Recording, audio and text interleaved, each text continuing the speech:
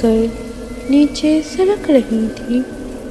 عنایا نے کتاب بند کی، مگر دل کے صفحے اب بھی کھلے تھے، وہی صفحے جن پر پہلے اس کی کہانی ادھوری رہ گئی تھی۔ عنایا ایک عام سی لڑکی تھی، مگر خواب اس کے غیر معمولی تھے۔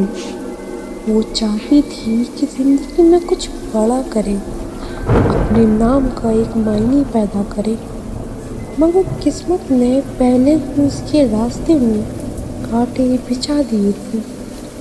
اس نے کسی سے محبت کی تھی، بے حد سچی۔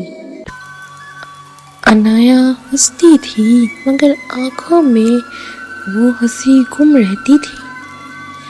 وہ ہر رات اپنے خوابوں کو ٹوٹتے دیکھتی، مگر